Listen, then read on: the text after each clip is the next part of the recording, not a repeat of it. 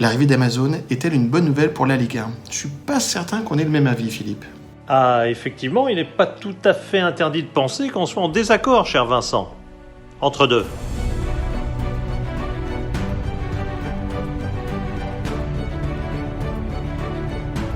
Évidemment, il ne faut pas parler des montants parce que ce soit Amazon et ses 250 millions d'euros ou l'offre cumulée Canal+, beIN Sport, de toute façon, le football français allait et va vers une période difficile jusqu'en 2024. Non, la vraie question, c'est de savoir si Amazon, l'arrivée d'Amazon permet au football français d'imaginer l'avenir de façon intéressante. Et moi, j'ai plutôt l'impression que oui, parce que ça faisait longtemps qu'on parlait des potentielles arrivées des GAFA ou d'acteurs comme DAZN sur l'activité des droits télé.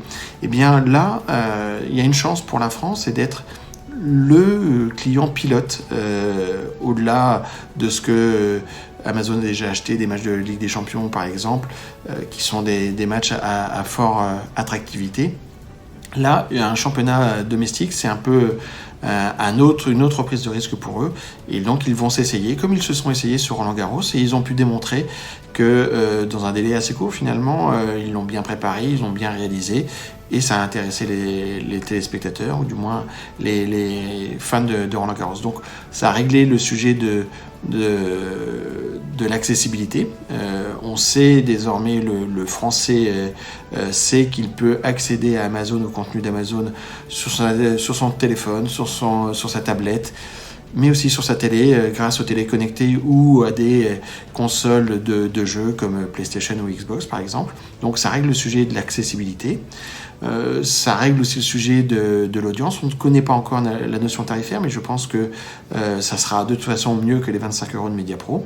Et ça prépare probablement l'avenir, parce que en 2024, probablement qu'on pourra avoir ce genre d'acteurs traités pour des droits non pas domestiques, mais des droits globaux.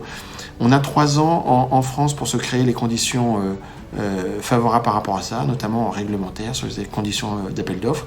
Mais oui, j'ai plutôt tendance à croire que c'est une bonne nouvelle pour le football français, du moins pour son avenir.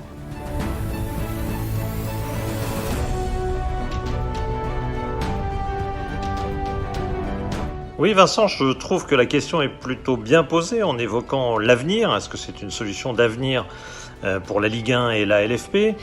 Parce que par contre, sur le plan du présent, je suis un peu inquiet pour notre Ligue 1 et pour la LFP. Alors évidemment, c'est difficile pour moi d'en parler. Je suis un peu impliqué non pas dans toutes ces décisions et dans les réflexions, mais un peu dans le résultat. Et je trouve quand même que la LFP a pris un énorme risque en écartant une solution qui avait le mérite, qui n'était peut-être pas totalement satisfaisante, mais qui avait le mérite d'être extrêmement fiable avec Canal+ et beIN. On a vu cet hiver que Canal+ était là pour dépanner et même pour avancer des sommes importantes pour la trésorerie des clubs. Donc sur le plan du présent, je m'inquiète un peu parce que, évidemment, je me demande, encore une fois, je ne suis pas en charge de la stratégie nullement, mais je peux me demander si il ne va pas y avoir des suites judiciaires. La LFP a gagné quelques étapes juridiques à l'occasion de cet appel d'offres, mais il n'est pas interdit de penser que ça retournera au tribunal et que Canal+, beIN, l'un ou l'autre, les deux, je ne sais pas, seront actifs sur ce dossier et essaieront de déconstruire ce fameux lot à 332 millions qui ne représente pas les meilleurs matchs et qui est un lot qui aujourd'hui est essentiel évidemment pour le financement des clubs et pour la viabilité de notre Ligue 1 à travers cet appel d'offres de mi-parcours, si j'ose dire. Donc sur le présent, je suis inquiet. Maintenant, est-ce que pour l'avenir, le fait de rentrer Amazon est une bonne nouvelle ? Est-ce que c'est une solution d'avenir ? Est-ce que ça place la France en avance ? Alors oui, sur le plan c'est la première fois qu'un GAFA est aussi bien placé, si j'ose dire, avec les meilleurs matchs. Amazon a déjà des matchs, je crois, de Ligue des Champions dans certains pays et de Première Ligue, mais quelques-uns seulement. Mais là, effectivement, c'est les meilleurs matchs et c'est donc une avancée assez importante. Mais encore une fois, peut-être qu'une étape qui aurait consisté à servir le client fiable qui s'appelle Canal+, avec ces 2 matchs, laissait peut-être la place à faire rentrer Amazon progressivement.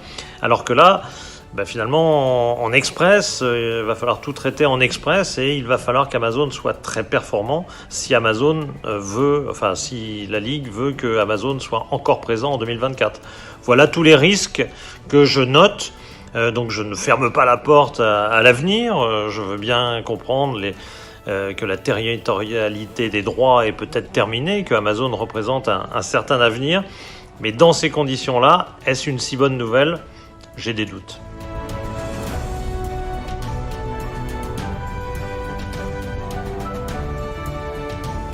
Pour nous départager, Philippe, je te propose cette semaine d'échanger avec Philippe Bailly, le fondateur et le président de NPA Conseil, un expert en médias. L'accord passé par Amazon autour de la Ligue 1, il soulève plusieurs questions. La première, la plus évidente, c'est de savoir dans quelles conditions les droits de la Ligue 1 seront distribués l'an prochain. Est-ce que ça restera inclus dans un forfait Amazon Prime toujours fixé à 6 € par mois, ou est-ce que Amazon va en faire un produit à option? Évidemment, ça compte beaucoup sur le niveau d'exposition que la Ligue peut attendre pour son championnat. Et sachant, on l'a vu autour de Roland-Garros, que même des matchs fabuleux sur Amazon, ça rapporte beaucoup moins, ou ça génère beaucoup moins d'audience que ne le faisait autrefois Eurosport quand il codiffusait le tournoi avec Roland-Garros. Cette question d'exposition et cette question de tarif, elle se répercute dans un deuxième point qui est celui de la concurrence et des conditions éventuelles de distorsion de concurrence. Si Amazon propose le foot dans le forfait Prime à 6 € par mois, donc 250 millions à amortir pour les droits, plus 25-30 millions pour la production, plus tous les autres engagements d'Amazon dans les contenus. Il y a 10 originaux Amazon par exemple qui vont sortir cette année en France. On se demande au final s'il y a une rationalité économique à l'ensemble, et peut-être qu'à un moment l'autorité de la concurrence pourrait se poser la question. Il y a un troisième aspect qui est celui de l'engagement dans la durée ou pas d'Amazon. Aujourd'hui, il rafle pour 250 millions des droits Mediapro avait dit être prêt à payer trois fois plus cher. Donc c'est une bonne affaire. Mais est-ce que dans 3 ans, Amazon sera toujours là? Est-ce que c'est le signe d'un engagement durable dans le foot français? C'est une vraie question. La question de la durée des engagements et de la durée des appels d'offres, elle est d'ailleurs plus large, avec des diffuseurs qui changent tous les 3 ans, RMC Sport, Mediapro, alors là c'était plutôt 3 mois. Est-ce que vraiment on peut construire dans les chaînes des équipes aguerries, un savoir-faire, une expertise, et puis du côté du marketing, est-ce qu'on peut construire un produit football dans la durée? Puis le dernier point, le plus évident là aussi, un autre point évident, c'est du côté de Canal, où on peut comprendre l'amertume de Canal. Lui, pour le coup, est autour du foot depuis 35 ans, depuis la naissance de la chaîne. Aujourd'hui, il se trouve à payer beaucoup plus cher qu'Amazon pour simplement 2 matchs par journée et pas forcément les 2 meilleures affiches.